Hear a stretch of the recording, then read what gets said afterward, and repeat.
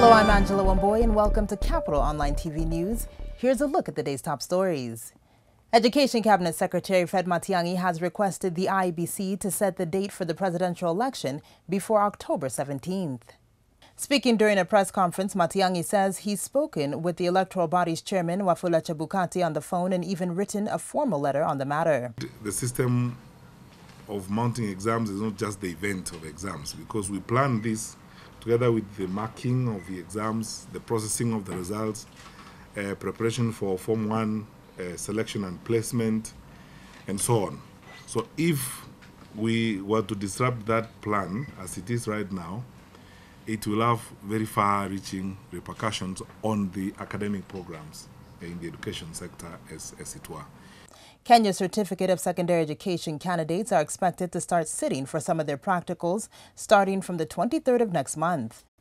Investigations have revealed that the fire that broke out at the Moi Girls School in Nairobi, killing 9 students, was a result of arson. Education Cabinet Secretary Fred Matiangi says following the incident, credible leads are being followed to ensure those who undertook the crime are brought to book. It's very unfortunate what happened at Moi Nairobi Girls on Saturday. Most of the investigations are done, and I can tell you unequivocally, I have been briefed by the police that it was not an accident. All investigations have ruled out the fact that that was not an accident.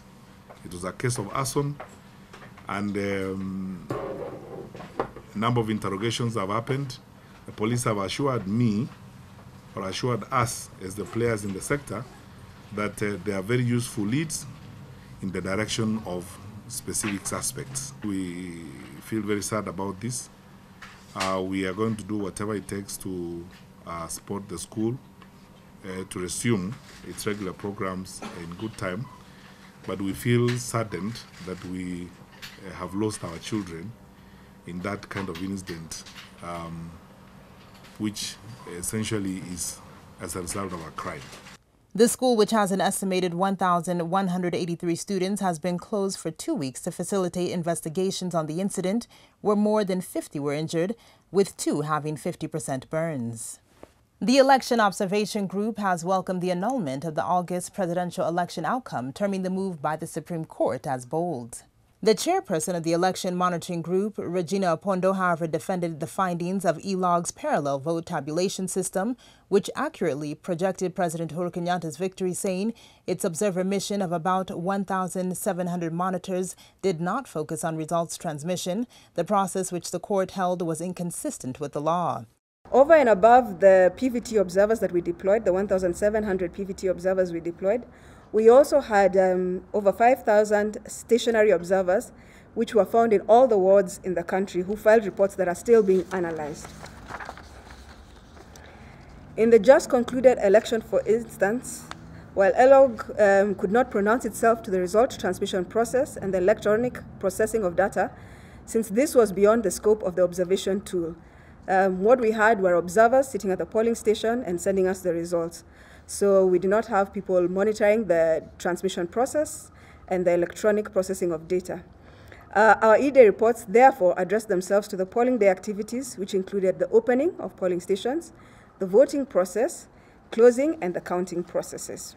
On whether the Electoral Commission should conduct the fresh elections as ordered by the court, Josephine Mungare, a FIDA representative, noted that the court was clear on the matter, adding that the Commission is the only body mandated by the Constitution to conduct elections. We all saw the decision of the court, and the court has directed IEBC to carry out the fresh elections. So I don't think as an observation group we would have a different position.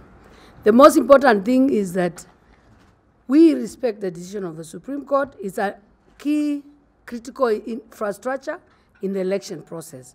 So whatever directions that the Supreme Court has given, we stand by those directions. Kura Yangu Sauti Yangu has queried whether the IEBC, as presently constituted, can be trusted to conduct fresh presidential polls credibly. John Jomue, who is the chairman of the International Commission of Jurists, says they will be seeking to have a meeting with the Independent Electoral Boundaries Commission to get clarification on how they intend to address the concerns that have arisen from the nullification of the presidential election results.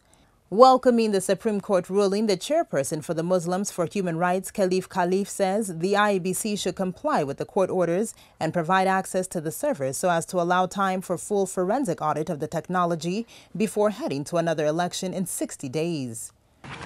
Going forward, we demand full transparency in the management of the elections, including information and telecommunication technology. Parties and public-spirited interest, parties must show access to the information technology in the fresh election ordered by the court. The IEBC must take the current meeting upon the public and the media to lay bare the basis of their decisions.